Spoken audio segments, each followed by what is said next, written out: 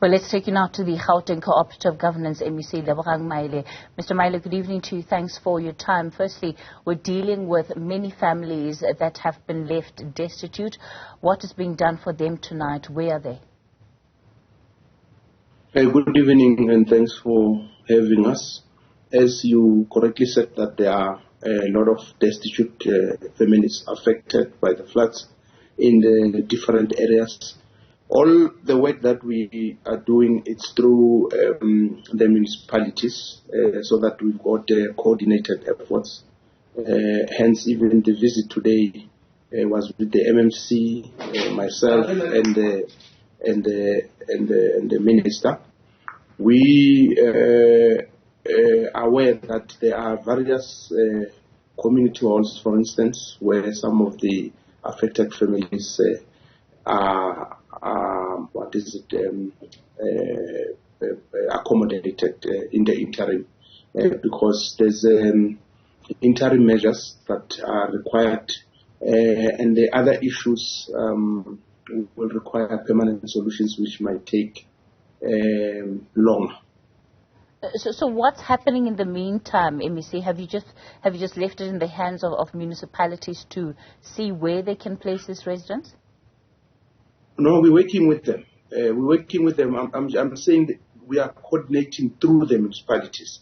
But when there's additional resources required, like in this instance, there will be additional resources required, because there are people whose houses are damaged, others need material to fix them, others need to rebuild these houses. So municipalities will never have enough resources at their disposal. They work with us and the provincial. We even formed a task team of all the 3 spheres of government, of officials, to coordinate that. So it will be irresponsible of us to just leave it to the municipalities. We are working with the municipalities. Is the kind of destruction that we are seeing enough to trigger a state of disaster?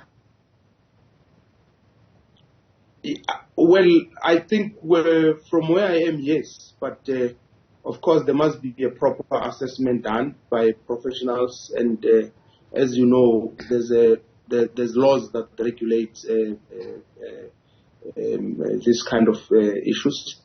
So from where I'm sitting, it is a disaster. And I think every one of us believes that it's a disaster when people's houses have been damaged. Some of the structures have been swept by water, and some of the stormwater drainages are not working, and it looks like it's a big problem. We have to reflect on the state of infrastructure in our municipalities, and it's a combination of factors. Some it's old, aging infrastructure. In certain instances, it might be that shoulding work was done previously, and we only discover now when the capacity can be carried by some of the infrastructure that is there in the different areas. So the reason why I'm asking, if you believe that the extent of the damage warrants a state of disaster is because, as you've pointed out, that there is a particular criteria that government uses before it can trigger the state of disaster. So when it comes to the analysis that has been done, do you think enough work has been undertaken by the experts as things stand to substantiate this call for Gauteng, and this is now the entire province, to be declared a state of disaster? Yeah, no, we are busy doing that analysis, and we were due to receive a comprehensive report tomorrow morning, but I think it might have to be in the afternoon, so because there's some work that must be done by all municipalities and make sure that all the 529 wards, because we've got 529 wards in Gauteng, we must have an accurate report about every ward, about every street, every house, so we don't leave anyone behind. So I don't want to rush into making declarations and giving information that's not accurate and complete. But we are continuing to do that work. For now, the rush and the intervention has been to try and get accommodation for those that are affected immediately, and then we should be able to have a accurate picture that's comprehensive and that covers everyone, so that we can be able to understand the extent of the damage. Of course, part of what it also suggests, at least this appeal for a state of disaster in Gauteng, is that as things stand, the Gauteng government may not be adequately resourced to deal or respond to the damage that we're dealing with. Yeah, the reason I'm saying I don't want to rush into all that, you might find that with the resources we have, we might, working with the municipalities, we might, but we don't want to rush into asking for money without understanding what that money, what is it that is it required for. So we want to make sure that we don't thumbsuck anything.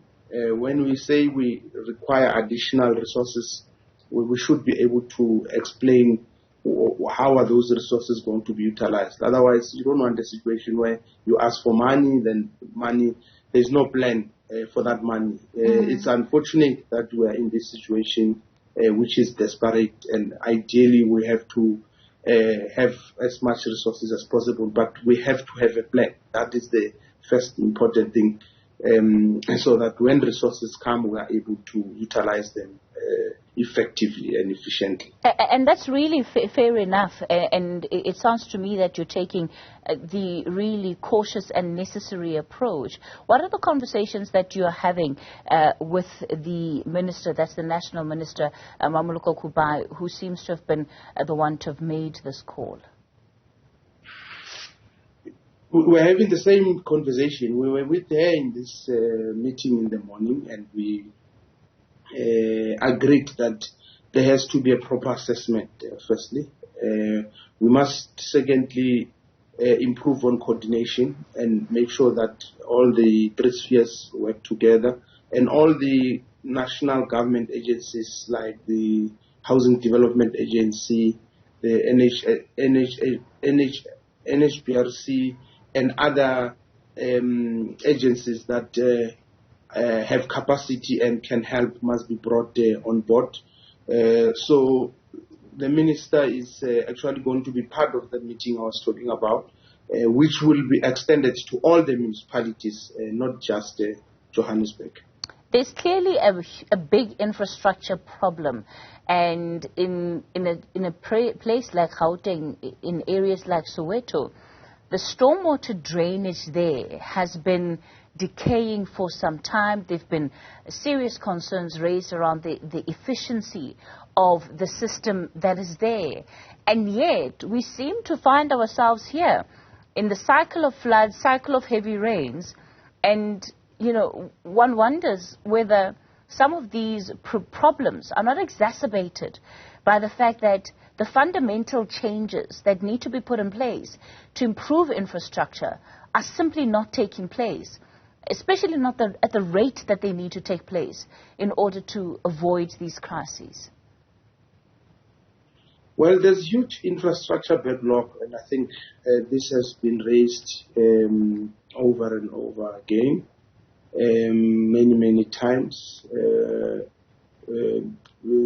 Municipalities have always said that there's aging, for instance, water infrastructure, energy infrastructure, and many other infrastructure. And a province like ours, which is drawing and attracting a lot of people every year, about 230,000 to be exact, every year coming to Gauteng. Every 5 years, there's at least 1 million people in Gauteng. The population is rising rapidly. The resources are minimum. We are trying our level best, working with the municipalities. But as you say, due to a number of factors, including limited resources at our disposal, I think the pace is not fast enough. But do you also agree that the rate at which maintenance is done is clearly very poor, and it worsens the problems that residents have to face in the instance of flash flooding or even heavy rains, as we're seeing now? I mean, if we track back just over the last 5-10 years, how many moments have we had in Soweto where houses have been completely flooded, and post those floods, not much is actually done to ensure that there's a significant change to the infrastructure? Yeah, I'm not sure about that narrative, but there's a lot that has been done, and maybe sometimes it's better when you speak about specifics. And I don't want to get to a point where I say, no, as a provincial government, we're not responsible for bulk, this and that and all that, because there are a number of issues. And hence I've raised the general point about the state of infrastructure in our country and the fact that there is not enough resources. But floods are not only happening because of a lack of infrastructure. In certain areas, it's because there's been land invasion and people are in low-lying areas. For instance, in certain areas, it's because people built without plans, and as a result, not necessarily arrangements were made there and all that. So I don't want us to push a narrative that seeks to create that it's government fault. That's why things are like this. It's a combination of factors. And I don't want to be defensive as well and say government is perfect, is doing well. But at this point where we are having a problem. Do we understand the nature of the problem? Yes. And hence we want to put a plan in place and understand the financial implications so that we can be able to intervene. All right. Lebogang Maile, we'll leave it there for tonight.